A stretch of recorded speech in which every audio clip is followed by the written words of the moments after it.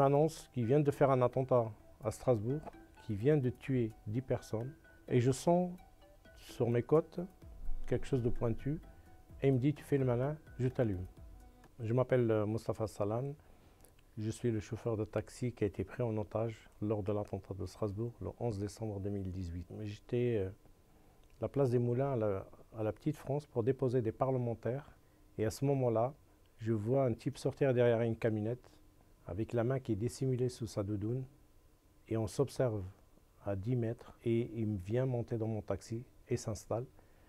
Et il m'ordonne de l'emmener dans un quartier à proximité de Strasbourg pour voir sa mère qui était malade. Et à ce moment-là, je comprends que ce type-là, il n'a rien d'un touriste, qu'il est nerveux, qu'il transpire beaucoup et qui m'ordonne en criant de l'emmener au plus vite. Après avoir fait 200 mètres avec lui, il m'annonce qu'il vient de faire un attentat à Strasbourg, qu'il vient de tuer 10 personnes, qu'il a tiré sur des militaires, qu'il en a blessé et tué des militaires et qu'il était blessé. Et je sens sur mes côtes quelque chose de pointu et il me dit, tu fais le malin, je t'allume. Il me pointe son arme. Il me dit à partir de cet instant-là, c'est fini pour toi, tu vas rester avec moi.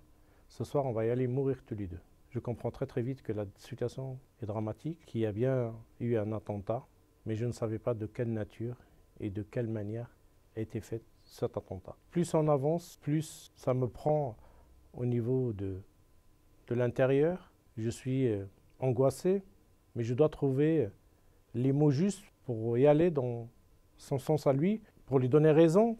Parce qu'il vient de revendiquer justement cette tuerie-là, mais il revendique aussi par rapport à la religion, en disant que ces mécréants, il faudrait tous les éliminer. On fait à peu près 7 km, on arrive direction le commissariat, et là il m'annonce qu'on va au commissariat, et je comprends qu'il veut y aller tuer du policier. Et j'ai dit, il est hors des questions de le laisser faire. J'ai compris une chose, plus je reste avec lui, plus je suis exposé à un moment ou à un autre, un échange avec les policiers, qui vont me prendre sans doute pour son complice et qui vont nous tuer tous les deux. Donc je dois me débarrasser de ce type-là d'une manière ou d'une autre. Et on est en face du commissariat et là il a mal. Il me demande de le soigner et je lui dis pas de problème, je vais te soigner. La sentinelle, ils lui ont tiré dessus, ils l'ont touché au niveau de son bras. Il saigne beaucoup et il a besoin de soins. Et je comprends tout de suite que là j'ai une possibilité de pouvoir le neutraliser ou bien de trouver une issue échappatoire. On est arrêté, il me fait descendre de la voiture, il me dit, il faut que tu me soignes. J'ouvre le coffre, je lui donne un paquet de mouchoirs avec de l'eau que je lui mets sur son bras, là où il est blessé. Il baisse son arme au niveau de sa ceinture, il commence à prendre la bouteille d'eau et le mouchoir. Je profite de ce moment d'inattention, ça va très vite, c'est quelques secondes. Je monte dans la voiture et je pars rapidement en direction du commissariat et je me rends au commissariat afin de leur donner toutes ces informations-là. Après donner toutes ces informations-là, ça faisait à peu près 10 minutes que j'étais là et ça commence à tirer à l'extérieur. Et en fin de compte, il est revenu pour finir le travail parce qu'il a croisé les policiers. Comme je parlais dans les radios des policiers, ils avaient entendu mon appel et sont partis pour l'intercepter et finalement il était en train de revenir pour finir le travail. Après ça, il a pris la fuite pendant 48 heures. Moi, je suis interrogé pendant 8 heures jusqu'à 5 heures du matin. Et après, je suis relâché dans la nature où je rentre chez moi à 5 heures du matin. Et là, c'est le calvaire qui commence pour moi. Il y a une prise de conscience, il y a une prise sérieuse à ce moment-là du fait que je viens leur raconter ce qui vient de se passer. Mais bien sûr, il y a ce soupçon de complicité, il y a ce soupçon d'être justement peut-être son allié dans cette tuerie. Bien sûr qu'il y a une enquête qui va se faire, plus approfondie ce jour-là, mais aussi le lendemain, parce que le lendemain, je viens de demander de nouveau de l'aide et je me retrouve de nouveau réinterrogé pendant plusieurs heures. J'ai aucune aide à ce moment-là. Je suis livré à moi-même. On ne m'appelle pas un médecin, on n'appelle pas un psychologue, on ne m'emmène pas à l'hôpital, on me lâche dans la nature.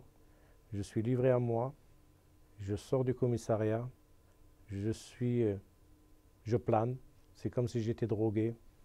Je ne réalise pas de ce qui vient de m'arriver, je ne réalise pas qu'il y a un attentat dans ma ville. Et je rentre chez moi plein de sang de ce terrorisme parce que j'en avais plein sur mes habits à ce soir-là. Vous savez, quand vous êtes touché par le terrorisme, on appelle le stress post-traumatique, qui est bien défini, le trauma qui est bien défini à cette pathologie.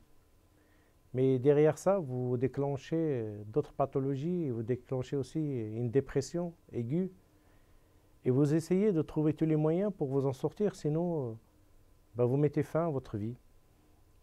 Et donc moi j'ai trouvé la force, bien sûr, hein, par l'écriture, parce que j'ai beaucoup écrit, c'est ça qui a donné naissance à 15 minutes pour sauver ma vie, où j'écris avec une des plus grandes maisons d'édition, la Maison Plomb, mais aussi avec un écrivain qui est très connu, c'est Frédéric Ploquin. C'est par l'art-thérapie, c'est de dessiner, de faire de la peinture. C'est les voyages au Maroc qui m'ont beaucoup aidé à réapprendre de nouveau à vivre, à échanger, à dormir correctement, à manger, à s'habiller. Et puis un travail de soi, par la foi, par ma religion, de croire, de ne pas passer de l'autre côté. Et cela est péché dans notre religion. Et il y a aussi ma famille qui sont présents à mes côtés et qui me donnent la force pour faire face à cette situation-là. Sans négliger, bien sûr, aujourd'hui je suis président d'une association où je milite pour la défense des victimes, aux côtés des victimes, pour leur réparation, mais aussi le devoir de mémoire, sans compter aussi dans ma mobilisation pour militer contre le terrorisme, de faire de la prévention, de la sensibilisation auprès de la jeunesse et défendre les valeurs de la République. C'est un ensemble, si vous voulez, d'éléments, c'est un ensemble de modules que j'utilise pour faire face à cette situation-là, pour ne pas flancher, pour ne pas tomber dans les dérives, sans doute de l'alcool, de la drogue ou du suicide. Donc, c'est propre à soi. Chaque attentat est différent, chaque victime est différente. Et donc, voilà, moi, comment je travaille sur moi pour faire face à cette situation. Le procès a démarré aujourd'hui. On attend beaucoup d'un procès en tant que victime, qu'on est satisfait, qu'on est déçu, mais on attend pour passer à une étape sur la reconstruction, sur la reconnaissance de la justice.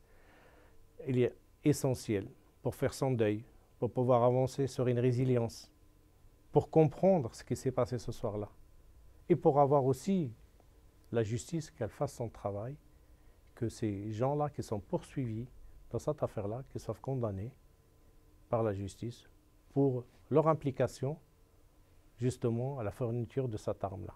Parce que s'il n'y a pas d'arme, il n'y a pas de tuerie. Depuis la création de mon association, depuis mars 2020,